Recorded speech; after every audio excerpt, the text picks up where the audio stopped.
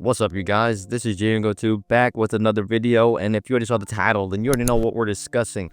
Before this video starts, don't forget to leave a like and subscribe to the channel for more basketball content. Honestly, whenever I feel like making a video at this point. But as you all know, NBA this season, well, honestly, for several seasons now, ever since 2012, the league ratings have gone down over 48%, while we see now every sport, even the WNBA for crying out loud, and that's no shade at all, but they have had recent success, and we all know that because of Caitlin Clark. And we see other sports, NFL, NHL, every sport is seeing a rise in viewership. But looking at the little old NBA, unfortunately, that just hasn't really been the case. It's really hard now today to even find people who consistently watch it. I actually have several people who I know who have said, man, they haven't really kept up with basketball or anything going on really this season alone in the NBA. And that's really saying a lot, because I feel like for the casual viewer, when they watch the product, you see several things that I will discuss throughout this video. It can be very hard to really invest in it. And even for previous fans of the NBA, you know, people who had come before and love the game, and then they leave because it's not really as good as it used to be. But we're going to discuss some of those issues today, just from my own perspective. You know, not that my perspective is even important, but just as someone who is a diehard NBA fan, these are things that I have noticed as well with the game, and they're pretty common. Okay, one of the first points I'm really going to discuss that I feel like is definitely a reason why as well for the decline in viewership is honestly, bro, the rise of streaming networks having more options now. You know, cable is not really something that is popular anymore. It's hard to really find now people other than, you know, people who are in their 60s, 70s and up, basically, who still have cable.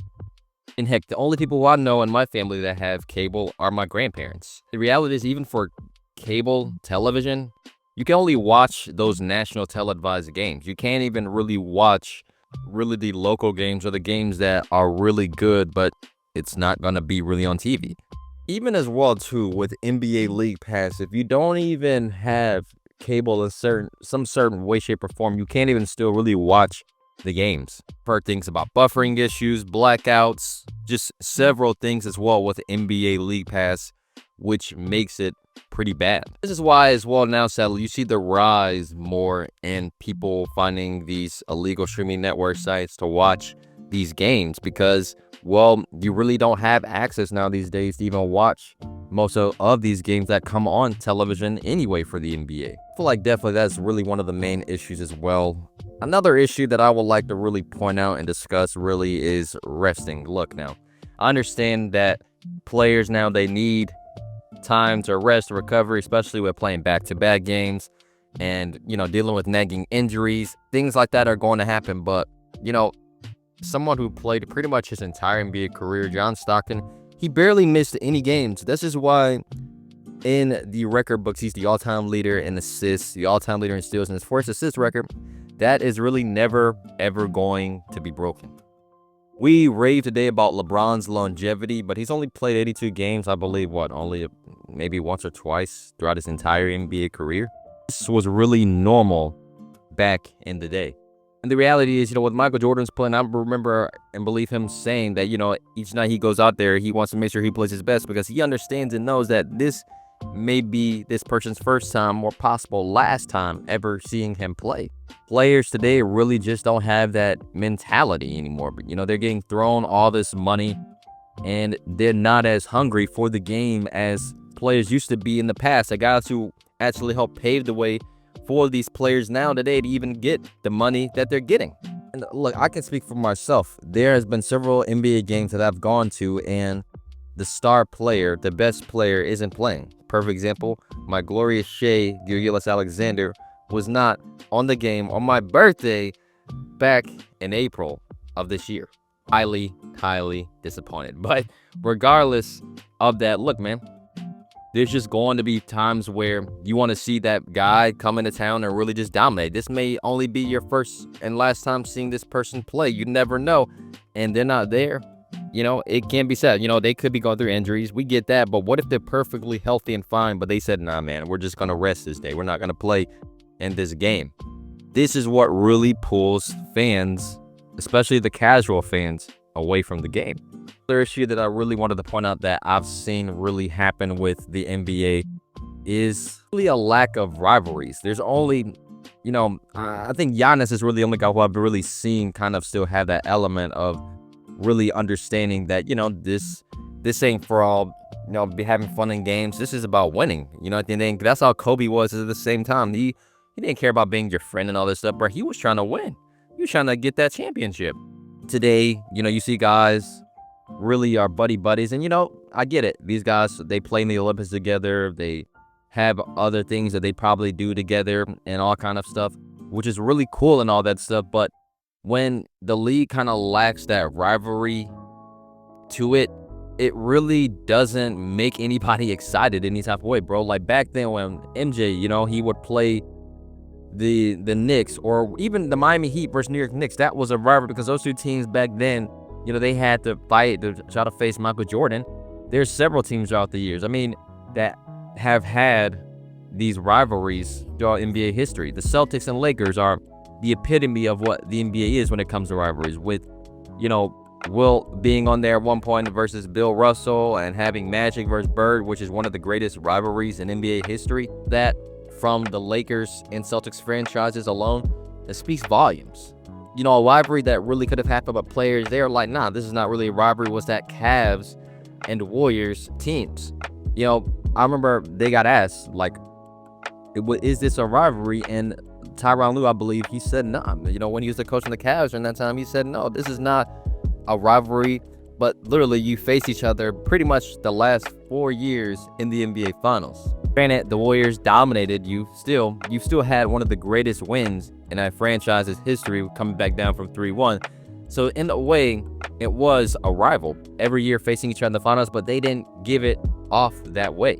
But yeah, yes, it's a brotherhood, it's a league, it's full of amazing talented players, but man, where is that competitive aspect again to the game that we all once loved to see? Back when guys weren't actually cool, like they actually took these rivalries serious to the equivalent of college football rivalry week, literally. They really sound toxic, but the league essentially just needs some more drama. Sure, we get social media drama and all this from the NBA, but no, we need actual real beef happening to really just add some more excitement in that way to the league. The next point I really wanted to really discuss in this video is the officiating. Look, bro, this one is really complicated in a way, but the NBA definitely has, in a sense, gotten a little bit more soft. These referees now, they blow their whistle in a heartbeat over the littlest things. If you're hanging on the rim for too long, yep, technical foul. Look at the referee the wrong way, technical foul. Look at the player the wrong way, yep, technical foul. Like, bro, just calm down. It's just really sad seeing players get ejected for practically the littlest things now these days in these NBA games. Also adding on as well, man, the referees, they miss so many calls. Like, look, at the end of the day, we know they're not perfect. They're not gonna get everything, but some of the plays with these fouls and everything is just really quite obvious. And you've had coaches this year coming out complaining and just saying how bad it's been. It is really ridiculous. When that happens, of course, naturally, especially from a casual fan's perspective, the game is just not really going to be fun to watch. And the last point I really wanted to make with this is really just the evolution of the game. The game has changed drastically, as we all know, because of that light-skinned man down there in Golden State. We don't need to say what his name is, but we all know who that is. But he's come in and he's drastically changed this game of basketball today. The league is more skilled, more talented than ever. But with this rise of the three-point shot now, teams are really now abusing it. And the game is not really as fun as it used to be. I feel like back then teams were actually scoring still just as much points as they were back then to now. Now that we have analytics, and the analytics are saying, oh, well, the three-point shot is the more efficient shot. Such and such player shoots from this corner or that corner, or such as player shoots from here. The percentages and analytics are going to tell you, you take that shot. teams in the league is seeing records just being broken every year with how many teams are just shooting threes in the game. Let's say it's really entertaining to watch it when teams are making threes and they're actually playing efficiently, but when teams are going through stretches where they are extremely ineffective of making threes, it makes the game really boring in that way for casual fans especially to watch. You're missing that element of seeing guys get dunked on or showing more skill. You know, this is why people enjoy watching players like Kevin Durant play, because he still brings that skill element to the game when it comes to his mid-range shots, and DeMar DeRozan, because they still have that element to the game, which is now considered dead to many.